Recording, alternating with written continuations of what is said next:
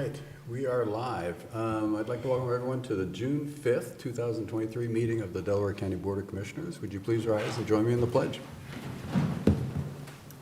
I pledge allegiance to the flag of the United States of America and to the republic for which it stands, one nation, under God, indivisible, with liberty and justice for all.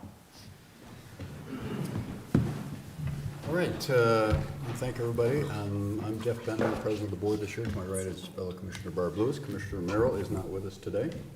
Over to my left, we have our Administrator Tracy Davies, our Deputy Administrator Dawn Houston, and our other Deputy Administrator Eric Hostetler. Clerks today, Sarah DeNova and Jennifer Walraven. We can begin. Resolution number 23-471, in the matter of approving the electronic record of proceedings from regular meeting held June 1st, 2023. So move. Second, discussion, vote. Vote on motion 23-471. Mrs. Lewis? Aye. Mr. Benton? Aye. We do not have any public comment today. That brings us to item number 3, resolution number 23-472, in the matter of approving purchase orders, then and now certificates and payments of warrants in batch number CM APR 0602 and memo transfers in batch number MT APR 0601. So move. Second, discussion, vote. Vote on motion 23-472. Mrs. Lewis? Aye. Mr. Benton? Aye. Resolution number 23-473, in the matter of accepting and approving the recommendations of the Union County Board of Commissioners for maintenance assessments of 40% for the Ottawa Run Joint County Ditch. So move. Second, discussion. Vote, please. Vote on motion 23-473. Mr. Benton? Aye. Mrs. Lewis? Aye. Resolution number 23-474, in the matter of setting the date and time for viewing and public hearing for consideration of the drainage improvement petition for the Liberty Lakes Sections 1 and 2 subdivision watershed filed by Liberty Lakes Homeowners Association and others. So move. Second, discussion, vote. Vote on motion 23-474. Mrs. Lewis? Aye. Mr. Benton? Aye. Resolution number 23-475, in the matter of approving amendment number 1 to the Physician Services Agreement by and between the Ohio State University on behalf of its Department of Emergency Medicine and the Delaware County Board of Commissioners for and on behalf of Delaware County Emergency Medical Services and Delaware County Emergency Communications. So move. Second, discussion. Morning, Commissioners. Jeff Fishel, Director, Delaware County EMS. Before you use a contract to extend the contract with the OSU so that we can have the services of Dr. Panchel to be our medical director. With this contract comes the addition of 2 associate medical directors, which increases our amount of learning and education and face time with medical direction from OSU. I'm here to answer any questions if you have any about it. Questions or comments? Just, if you could just go over some of the things, of the many things that Dr. Panchel does, and then he can even do more through his 2 assistants. Sure. So Dr. Panchel is not only just our medical director, he's also the medical director over 911 and all the non-transporting fire departments in the county. Dr. Panchel oversees our QA and training division as well. So the increase in time that he's given us has been through being there present at the yearly core competencies training, being present at the quarterly simulations trainings that we have, whether through him or his associate medical directors. Every 2 weeks we do we call it Paydays with Panchel. So every 2 weeks on payday, we have a Zoom meeting with the entire department, and Dr. Panchel or one of the medical directors gives a CE topic to the entire group, or they'll go over some sort of protocol change that might be coming out. But beyond that, him or the associate medical directors will go out and do run debriefs with crews. For example, I just sat in one the other day. Was a positive outcome, but a very complex pediatric run. And so one of the medical directors, or in this case actually was an EMS fellow, came out and did the run debrief and went through the whole call with the crew. Everything was time stamped, went over what you did great, if there was any improvements that could have been done. So there's just a lot of involvement and active education that comes with our contract with OSU so that we can have Dr. Panchal and the medical directors. Quite a bit of increased time and education than it was back in 2019 when the original contract was renewed. And he works with some of the other medical directors too, in, for example, Liberty, I know, Liberty Township. So they're not part of the same hospital group, but they work together on the unified protocol. Okay, great. Yep. Okay, thank you. You're welcome. Yeah, I know we appreciate Dr. Panchal's expertise, actually, national leadership. He helps us obviously tremendously, but he's a leader in the national scene, and we really appreciate everything he does. I've seen him in action a number of times at the simulations, and it's very, very interesting and very professional and very well done. So, okay, take a vote, Sarah. Vote on motion 23-475. Mr. Benton? Aye. Mrs. Lewis? Aye. Resolution number 23-476. Resolution of necessity for purchase of motor vehicles for the use of the Delaware County Emergency Medical Services Department. So moved. Second, discussion. Morning, Commissioners.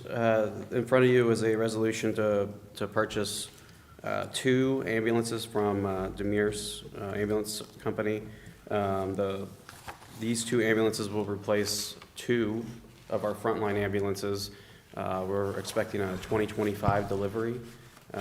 So the wait time for ambulances and the majority of equipment in our industry right now is significant.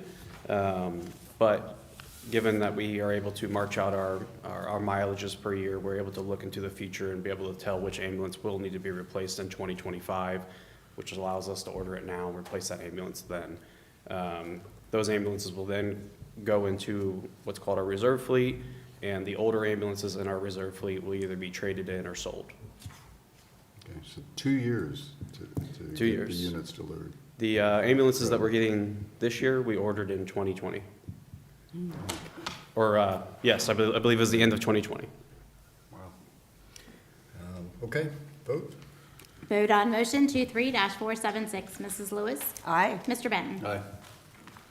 Uh, Thanks, Jeff. Commissioners, I just wanted to introduce somebody to you real quick. This budget year, you approved a new position in EMS for, it was called the EMS Education and Compliance Coordinator. He's significantly taller than me. So we waited till first quarter of the year to go through the process, and I want to introduce, it's not new to the department, former Lieutenant Ben Berger, now the coordinator, has been with us for 21 years.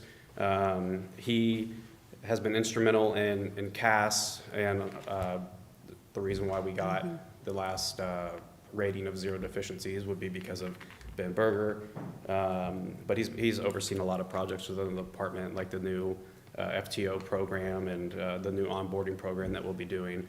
He'll be very instrumental in this program. But I want to introduce him to you. He'll now be working at 10 Court Street, so you'll see him around. And I don't know if there's anything you wanted to say. I know it's going to be a big change from him. 21 years of working 24 on, 48 off, and now he's going to be in the office with us. So, but I wanted to introduce so you could have a face to the name, and thank you for the position that you approved through the budget this year. Great. Sure. Could you tell us just a little bit more about what you'll be doing then? Sure. And welcome to the office. Thank you. Thank you for the position and letting me do this. I'm very excited about getting started. I will be, first and foremost, working on CAS, which is something I've done since the very beginning with Mike Schuling and Chief Farmer when they started that. We've been a part of all the reaccreditation process except for maybe 2 years. So I'm familiar with the people that work there and gotten a working relationship with them, so I know about that, getting reaccredited. My goal for that is to boost us up into the top department in the state as far as people coming in and asking us for help getting their accreditation. So that's my goal for that, and then I'll be overseeing the FTO program and with the training that was set up by Captain Keating, came up with the ideas for a new training program for the full-timers, and so that was instrumental in that, and the ideas I got from that. Those are very good classes. I hope we continue on in the future for our FTOs. So we're almost set up with that program, just a few minor things to clear up, and we'll be ready to go and get that rolling for our new employees.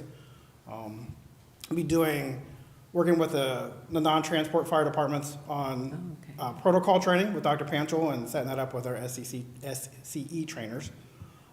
Be overseeing the CPR program for the public and the department and working with those instructors of getting our employees trained and then Delaware County employees trained and the public trained in CPR.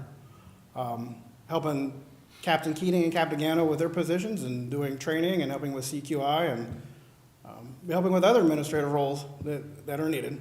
So, Boy, that's great. You're going to be busy yeah. already. Yeah, one of the Thank key you, then. things, obviously, is training and education, and we've spent a lot of resources on that, and we recognize how important it is, and that goes hand in hand with how we've achieved the excellent recognitions and awards that we have received. So need to keep it up, and because EMS medicine is changing, constantly changing. So It's changed a lot since I started here 21 years ago. not bad, not bad. Oh, my gosh. Yeah, so anyway, congratulations and Yes. welcome to the new position. And Thank you. thank you all. Yes, thank you, and thank you for all the help in the past. Yeah. That's great. Very well. Thank you. Thanks, Jeff. Okay. Item number 8, resolution number 23-477. In the matter of approving the child placement service contracts, First Amendments and Second Amendments between the Delaware County Board of Commissioners, the Delaware County Department of Job and Family Services, and child placement providers, Ohio MHAS Keystone Richland Center, doing business as Foundations for Living, Adriel School Incorporated, Advantage Family Outreach and Foster Care, A Loving Heart Youth Services Incorporated, Buckeye Ranch Incorporated, Caregivers Helper Incorporated, Ohio MHAS Eastway Corporation, Foundations of Love for Youth, LLC, Fly House Lutheran Home Society Incorporated, doing business as Gen Cross Family and Youth Services, Department of Mental Health, Box Run Hospital, George Junior Republic in Pennsylvania, Healing Pathways Transitional Homes Incorporated, Hiddle House LLC, Kids Count 2 Incorporated, Lighthouse Youth Services Incorporated, New Beginnings Residential Treatment Center LLC, Northeast Ohio Adoption Services, Osterland Services for Youth, Quality Care Incorporated, the Bear Foundation, the Village Network, Department of Mental Health, Thomas Enterprises, doing business as Youth Intensive Services, Life Start Incorporated, and Christian Children's Home of Ohio. So move. Well done, Jennifer. Very good. It's quite a resolution. All right, discussion. Good morning, Bob Anderson with Job and Family Services. Jennifer, I apologize. This is actually the first batch of another group that will come over in a couple of weeks, and this is just lining up our provider contracts for beginning the 1st of July through June of next year, 24. Okay. Do we use all these currently? We do not. We have them, in the past, we had a smaller list, but we normally got into a position where we were doing emergency placements without contracts. Okay. So the way we changed it, we have the provider contract, so if we need them, Okay, it does not require us to appropriate monies for every contract, but we have them if we need them. And we're not placing a child without any of the insurance Sure. proofs and the other things that we require in contract. thank you. Yeah, I saw the list that you sent around. And you're right, I mean, a lot of them aren't being used. Right. Now, and it makes sense that we'd have these kind of backup arrangements with these other providers for unique cases that come up, so. Yeah. We have approximately probably 35, give or take, children in care right Okay. now. We were down to 32. We actually, 2 weeks ago, took a sibling group of 5 in, and we had to kind of divide them out. But our team's been doing a great job with local placements. So these residentials and networks, we're not utilizing, I forget, there's probably 10 or 12 that we're using out of the 30-plus children that we have in care at any given time. There is a wide range of costs for the different providers as well. Yes. Some are relatively reasonable, others are very expensive, not obviously, that ties into the level of care they're providing. Yeah, I noticed the very large increases were the intensive services. And I think, I don't know for sure, but I think some of that is what we're seeing. A lot of Medicaid providers are asking for increases. because of staff recruitment, retainage, and those kind of things. And I think this field's seeing the same, that just staffing as a provider, and they're increasing rates based on, and I included the information I included last year to a very complicated formula that the state has with the feds. But they're entitled to do that. They really don't negotiate their rates with us because they don't need to. Yeah, I noticed there's big range of rate increases too. Some Yes. were no increase, some were well into double digits. Yes. Any pattern there, any particular? The only ones I've seen are, especially the really high ones, are those intensive services. You've seen bigger increases there? Yes. And they're, I think right now our highest, we have about a $700 per day placement. I've heard other counties that are well over $2,000 a day. Seriously? There's Yes. some that are- wow. And it's, you know, they just can't find, I've heard even a little bit higher than that where the providers were still refusing to take because of the needs. And they weren't equipped to do it. And counties are struggling. I don't know if you've seen, I think Channel 10 has done some different stories where some of the larger counties and a couple small counties have had to keep children in their lobbies for long periods of time because they cannot find placements. Which is not a good scenario for the children or our staff. Because normally, you know, you're required 2 staff there for everyone's safety, and we're just not equipped to house. You know, we don't have the facilities to properly care for children if they're in our building. Oh, boy. Okay. Vote, Jennifer? Vote on motion 23-477. Mr. Benton? Aye. Mrs. Lewis? Aye. Item number 9 is on page 91. Resolution number 23-478. In the matter of approving an agreement by and between the Court of Common Pleas, Delaware County, Ohio, Probate Division, and the Board of Commissioners of Delaware County, Ohio, on behalf of the Department of Job and Family Services to fund the Delaware County Guardianship Services Board. So moved. Second, discussion. And this is just an agreement, when I had various conversations with Judge Hemanowski as they were forming the Guardianship Services Board, and our percentage that we refer is low. The contract is just under $7,100. Other community partners, of course, has more referrals, and they kind of prorated a cost. We received some funding. I believe it was ARPA funding for adult protective services that they're allowing us to pass through and help the board kind of seed money and get them started. Do you know how many people are being held? I do not. Okay. I think from our side, it was under 10. Under 10 from Under- Job and okay, Family, but okay. I do believe some of the other providers have a much higher number. Okay, thank you. You're welcome. Vote, Jennifer? Vote on motion 23-478. Mrs. Lewis? Aye. Mr. Benton? Aye. Resolution number 23-479. In the matter of approving the Fifth Amendment to the contract between the Delaware County Department of Job and Family Services, the Delaware County Board of Commissioners, and the Advantage Family Outreach and Foster Care for residential treatment and foster care services. So moved. Second, discussion. And this agreement is just increasing the per diems through June of this year, so it's increasing our contract with the provider. And then they were included with the first batch moving forward with the same rate. But they actually calculate these per diems in April, so this one came through in May for the remainder of this contract year. Do we have any placements there? We have one, One, okay. yes. All right, vote, please. Vote on motion 23-479. Mr. Benton? Aye. Mrs. Lewis? Aye. Resolution number 23-480. In the matter of approving a supplemental appropriation for Job and Family Services. So moved. Second, discussion. And the supplement to appropriations, we're appropriating additional funds, allowing us to upgrade some of our tech. These funds are the grant we received in July of last year from PCSAO. And we're actually using these funds to purchase one of the one screens, so the touch screen. It will replace the projector and screen that we have in our conference room 235 over there.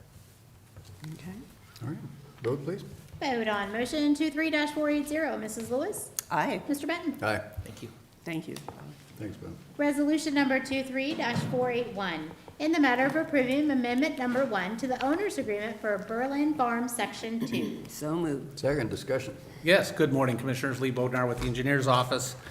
This resolution will amend the agreement and allow the owner, MI Homes, to submit a project bond in the amount of $950,300 for the roadway construction and stormwater improvements in relation to the Berlin Farm Section 2, which is development located on Berlin Station Road in Berlin Township.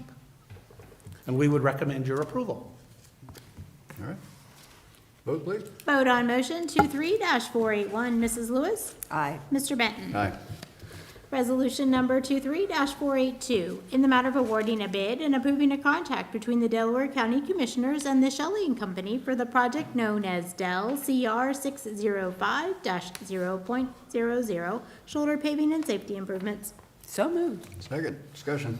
Yes, Commissioners, for your consideration, this resolution is to award the bid and contract to the Shelley Company in the amount of $1,241,340.20 for the shoulder paving and safety improvements to the County Road 605. This area of improvement is located between State Route 37 and Murphy Road in Trenton Township. There were 2 bids received. Decker Company also bid on this. Their bid amount was $1,832,010.29, and Shelley Company, which received the lowest and best bid. 90% of this project will be funded by the federal grant program.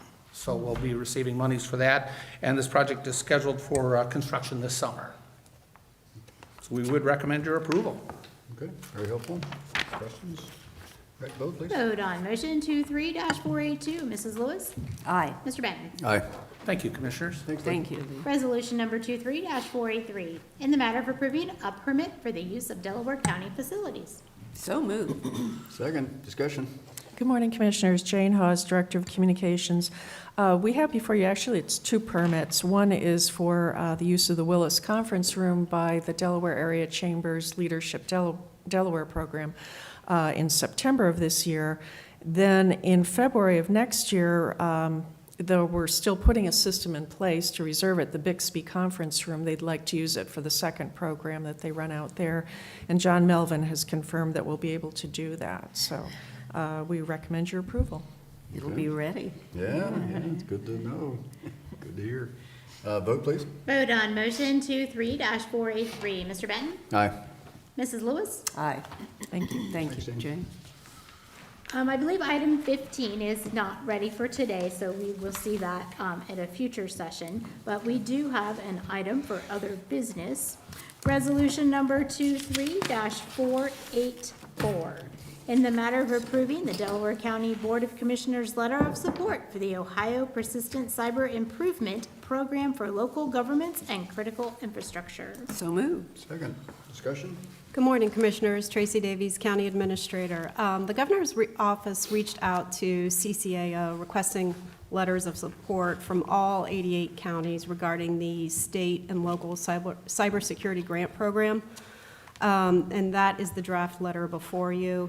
This grant program would allow the state to design, build, and implement a statewide Ohio Persistent Cyber Improvement Assessment Program. And counties could receive cybersecurity services from the state, including but not limited to assessments, planning, and training, as well as exercises at no cost to the county. By signing a letter of support for this program, it doesn't obligate us to do anything, but helps show our support. I did reach out to Auditor Kaitza and Steve Lewis to make sure that they were in support of this request. They are, and the auditor has requested to sign the letter as well, should you approve it. Okay, comments? Great. Great. Yeah, again, this is one of those very challenging, unique areas that are constantly evolving, constantly changing. We have to stay sharp. Steve Lewis and George Geitz do an outstanding job for us, and we've been fortunate. But I know there have been incidences in other counties, townships, et cetera, that have been hacked. Absolutely. And have had significant impacts from those. So if this can help prevent that, then great. And again, it's no obligation, so it's good that way. We can look into it more as it evolves. Well, we've got a pretty short time frame on this too, so I'm glad that we can move it Yeah, to yeah. show our support. Yeah, we'll show our support, and then as this project moves on, we can stay engaged. Yeah. Vote, Jennifer? Vote on motion 23-484. Mr. Benton? Aye. Mrs. Lewis? Aye. Brings us to administrator reports. The only other thing I wanted to comment was that we have pre-hospital care board meeting this week as well as 911 board meeting, both tomorrow. Okay. Commissioner, Dawn? Just one quick thing. I wanted to let you know that the transit agency will be participating in and conducting a rodeo on Saturday. What kind of rodeo? It's spelled ROADEO, so it's a little different. But this is something that many transit agencies do in terms of maneuverability of the buses and things of that nature. So it's, you know, kind of a big time for everyone to come together and have a friendly competition amongst the drivers. Generally, there's a celebrity portion of that, but this year, since it's their first, they're not going to have that as part of the day. It will be at the Career Center, so if anyone is interested in going out to observe and join in, then certainly would be welcomed, and I will provide you with the information. Does that mean we could drive one of those big That's buses? what I would. Well, generally speaking, probably if they would have others participating, I was thinking the same thing. It would be kind of fun just to see. Yeah, drive one of the big buses, run over all those cones. That'd be kind of. Yes, Anything else, Dawn? that's all. Okay. Eric, anything? Okay. Commissioner Lewis? I don't have anything. Okay, just a couple other things then. Had more the executive committee on Thursday. I don't know if you remember the Paving the Way program that was popular. Well, they're phasing that out. They've got with smartphones and updates through that mechanism, Paving the Way just wasn't being used, so they're gonna phase that out. The wage survey they do typically is available or will be available soon. So. And then there's 20 regional tech hubs that are being created with some legislation out of the federal government. And there's 20 of them in the U.S. across the country, and they're going to apply for one for Central Ohio. So we'll see how that goes. It sounds like it'd be a really nice thing to have. The Ohio Chamber State of Business is tomorrow. I'll be going to that. Farmland Preservation Board is Wednesday. We've got the Township Association dinner this Thursday, and our own county administrator is one of the speakers, so it'll be good to hear her speak as well. And then Kyle Kreidler has been named the replacement for Dave Eflin, who has moved on to Westerville as their planning director and is vacating his land bank board seat. So Kyle Kreidler from the city of Delaware, the assistant city manager, is going to take Dave's place, and we welcome Kyle. And then, of course, the memorial tournament was this past weekend. I know everybody watched it start to finish, especially Sarah, right, Sarah? No? And Jennifer's going to log an official complaint about hole number 16, just being too hard. So we'll see how the technicals respond to that. So thank you, Jennifer. Sure. We do have need for executive session. We do. Resolution number 23-485, in the matter of adjourning into executive session for consideration of employment, compensation of a public employee or public official, and for pending or imminent litigation. So moved. Second, discussion, vote. Vote on motion 23-485. Mr. Merrill is absent. Mr. Benton. Aye. Mrs. Lewis. Aye. All right, we're now in executive session.